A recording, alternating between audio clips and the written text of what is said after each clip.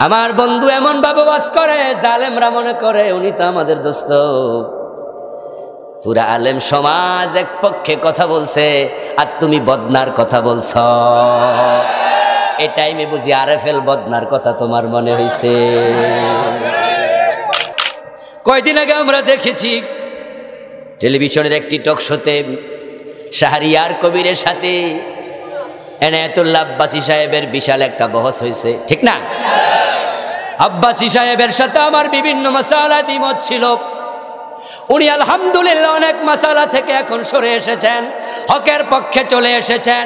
উনি হকের পক্ষে চলে আসলে উনিও আমার বন্ধু হয়ে যাবেন।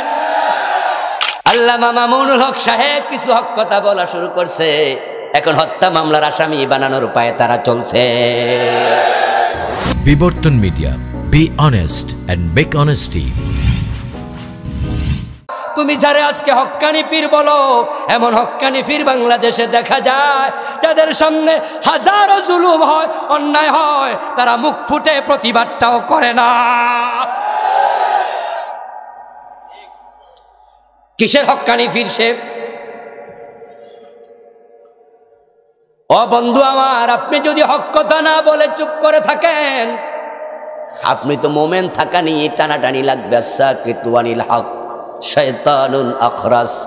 যে ব্যক্তি হক কথা বলবে না, চুপ থাকবে, সে বোবা শয়তান হওয়া লাগে। অন্যায়ের প্রতিবাদ করবা না, হকটা বলবা না, তুমি মোমেন থাকবা কেমনে? হক্কানি ফির হওয়া তো আরো দূরের কথা।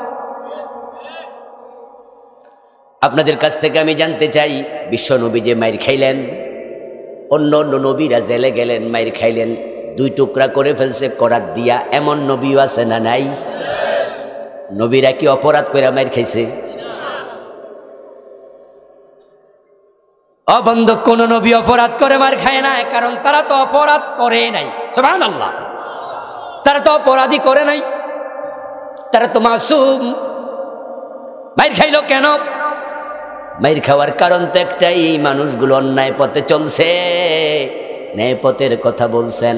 যেখানে অন্যায় দেখেছেন মাথা তুলে বিরোধিতা করেছেন।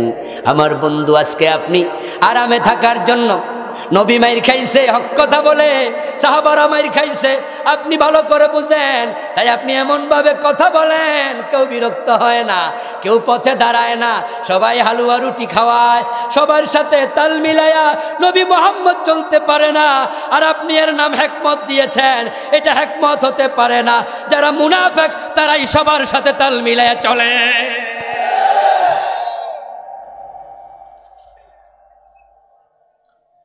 এখন হক কথা না বলে আপনি হক্কানি ফির। সমাজ আল্লাহর দিন কায়েম নাই, কত বিধান লঙ্ঘিত হচ্ছে। চোর ধরে হাত কাটার বিধানটা এই সমাজে নাই, ডাকাত ধরে শুলে দেওয়ার বিধানটা নাই, জেনা করলে পাথর মারার বিধান ইসলামে আছে, কিন্তু বর্তমান সমাজে মদ পান করলে 80 বেত লাগানোর বিধান ইসলামে আছে না নাই? কিন্তু বাংলাদেশে আসেনি। এত বিধান নাই, তোমার ভূমিকা কি? আল্লাহর আইন কায়েমের ব্যাপারে কথা বলো না। তোমার মুরিদ তোমারে কয় হক্কানি ফির, কারণ তুমি জানো আল্লাহর আইনের কায়েমের পক্ষে কথা বললে জেলখানার কয়েদি হওয়া লাগে, বিনা দোষে মামলা খাওয়া লাগবে, বাড়িতে ঘুমাইতে পারবা না, তোমার খানকা টিকবে না, তোমারও জেলখানায় ঢুকাবে, আবার বেশি কথা বললে ফাঁসির আসামিও বানায়া দিতে পারে।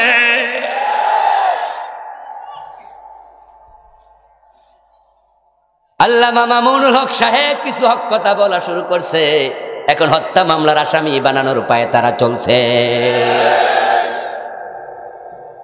কেন কেন? আমার বন্ধু, হক বলতে গেলে বিপদ আছে। এটা নতুন না পুরাতন? কথা বলতে হবে। হক বলতে গেলে বিপদ আছে। এটা কি নতুন না আগের?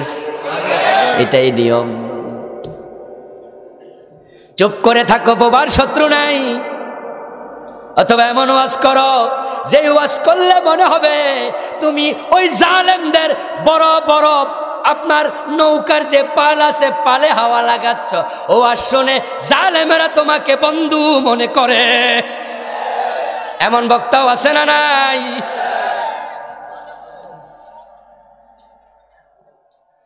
আমার বন্ধু এমন ভাবে ওয়াজ করে জালেমরা মনে করে উনি তো আমাদের দোস্ত। পুরা আলেম সমাজ এক পক্ষে কথা বলছে আর তুমি বদনার কথা বলছ।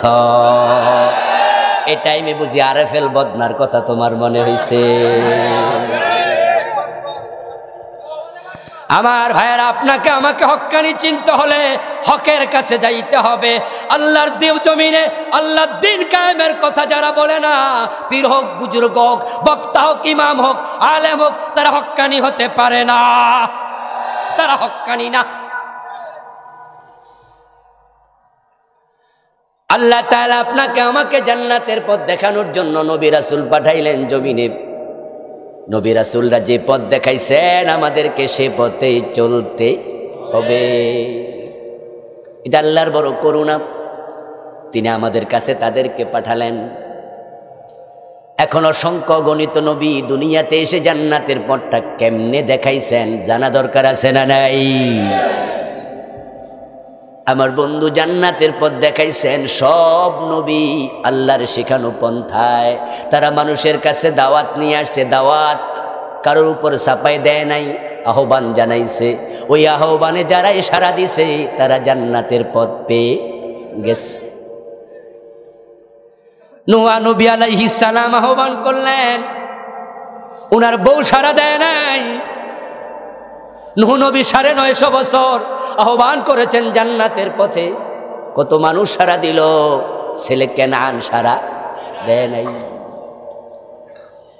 আল্লাহ তাআলার কাছে উনি এক পর্যায়ে অনুযোগ করলেন, খোদা দাউতু কওমি লাইলান ওয়া নাহারা, দিন এবং রাতে তাদেরকে আমি দাওয়াতটা তো দিছি। কি দিছি? দাওয়াত দিছি, আহ্বান করেছি, জোর করি নাই, চাপায়া দেই নাই। দিন এবং রাতে আহ্বান করেছি, কিন্তু তারা পলাইছে, শুনে নাই। রব্বি লা তাযার আলাল আরদি মিনাল কাফিরিনা দাইয়ারা, আমি বুঝে গেছি তারা ঈমান আনবে না, তা তাদেরকে তুমি আর ছাড় দিও না, শেষ করে দাও, ঘরবাড়িগুলো শেষ করে দাও।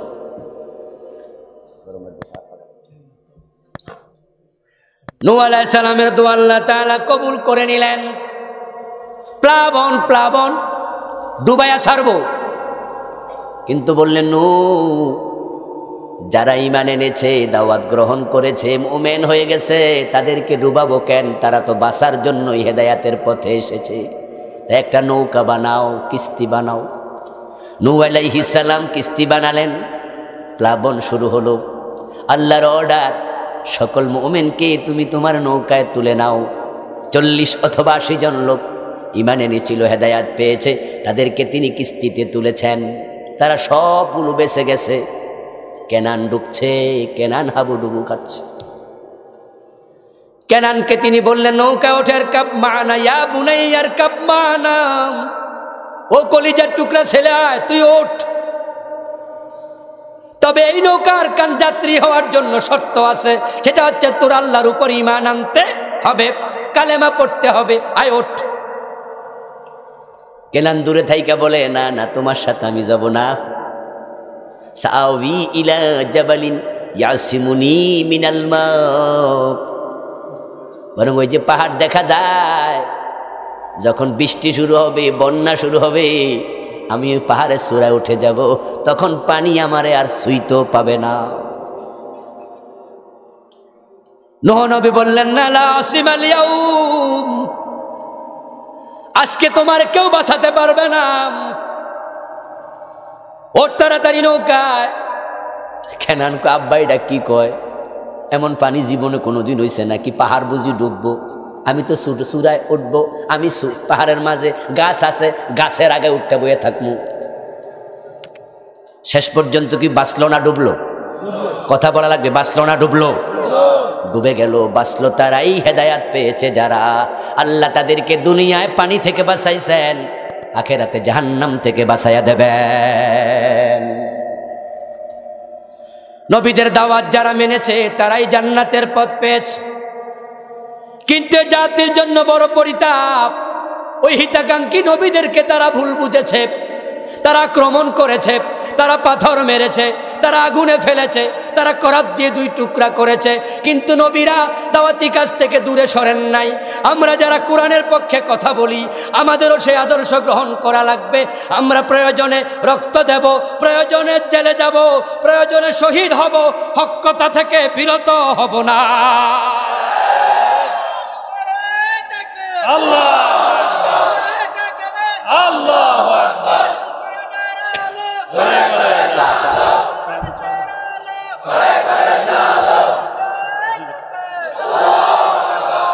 আমার বন্ধু, আমরা যদি হকের পথে একমত হয়ে যেতে পারি, আলেম ওলামারা দেখবেন হকের বিজয় সুনিশ্চিত। হকের সামনে কোনোদিন মিথ্যা দোপে টিকে না। হকের সামনে মিথ্যা পরাজিত হয়। ইন্নাল বাতিলা কানা যাহুকা, আল্লাহ নিজে বলছেন বাতিল পরাজিত হবে। কয়দিন আগে আমরা দেখেছি টেলিভিশনের একটি টক শোতে শাহরিয়ার কবিরের সাথে এনায়েতুল্লাহ আব্বাসী সাহেবের বিশাল একটা বহস হয়েছে, ঠিক না? আব্বাসী সাহেবের সাথে আমার বিভিন্ন মাসালা দ্বিমত ছিল। উনি আলহামদুলিল্লাহ অনেক মাসালা থেকে এখন সরে এসেছেন, হকের পক্ষে চলে এসেছেন। উনি হকের পক্ষে চলে আসলে উনিও আমার বন্ধু হয়ে যাবেন। আমরা ওনারা অ্যাপ্রিসিয়েট করছি, প্রশংসা করছি। ওই ডিবেটের মাঝে, বিতর্কের মাঝে যখন তিনি সত্য কথাগুলো যুক্তির নিরিখে দৃঢ়ভাবে তুলে ধরেছেন, তখন ইসলাম বিদ্বেষী শাহরিয়ার কবির মাথা নিচু করে বসে থাকতে বাধ্য হয়েছে। এটাই নিয়ম, এটাই নিয়ম। সত্য যখন প্রকাশিত হয়, মিথ্যা পালানোর পথ খুঁজতে থাকে। কিন্তু পরিতাপ, আজকে সত্যপন্থীরা জুজুর ভয়ে ঢুকছে, ভয় পাচ্ছে তারা কে কোন জায়গা দিয়ে কি করে। পরিবেশটাও প্রতিকূল, এটাও সত্য কথা। কারণ কেউ কয় খেলা হবে, ঠিক না? কেউ কয় ঘাড় মটকায়া দেবো। আবার কয়েকদিন আগে একজন আইনের পোশাক পইরা কয় হাত ভাঙ্গা দিমু। আমার ভাইয়েরাই হুমকি দমকি তারা কেন দেখায়? কারণ তারা বুঝে গেছে এই জমিনে আলেম ওলামাদেরকে যদি ভয় পাওয়ানো না যায়, তারা যদি পিছনে হটানো না যায়, তারা সামনে আগাইলে কোরআনের বিজয় ঠেকানো যাবে না। আল্লাহু আকবার। ঘরে ঘরে জালো, ঘরে ঘরে জালো, হুশিয়ার সাবধান, হুশিয়ার সাবধান, হুশিয়ার সাবধান। আমার ভাইয়েরা, আমার বন্ধুগণ, কোরআন হাদিসের পক্ষে আপনি থাকলে আল্লাহ আপনার সাথে আছে না নাই? ভয় পাওয়ার কিছু নেই। দুঃখ নিয়ে জন্ম যাদের, তাদের আবার দুঃখ কিসের? ব্যঙ্গের সর্দি হয় না, কারণ তার জন্ম পানিতে। আমরা ইব্রাহিমের সন্তান, আগুনে পড়ে ইব্রাহিম ভয় পায় নাই, আমাদেরকে আগুন দেখে ভয় পাওয়াতে পারবা না।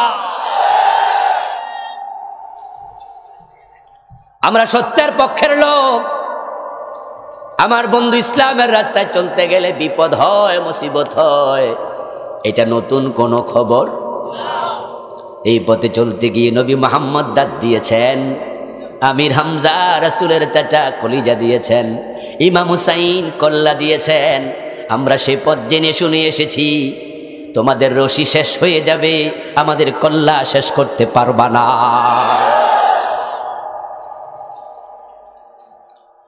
নবী এবং রাসূলেরা দাওয়াত নিয়ে এসেছেন, আমরা তাদের পথে দাওয়াত দেই। আমরা তো চাপায়া দেই না। তোমরা কেন আমাদের ঘাড় মটকাইবা? কেন আমাদের হাত ভাঙবা? আমরা তো চাপায়া দিতে বলি না। আমরা বলি এটা জায়েজ, ওটা জায়েজ না। আমাদের কথা মন গড়া না, আমরা কোরআন হাদিসের আলোকে ফতোয়া দিয়ে থাকি। নতুন ওয়াজ ও ইসলামিক সঙ্গীত পেতে আমাদের বিবর্তন মিডিয়া চ্যানেলটি সাবস্ক্রাইব করুন।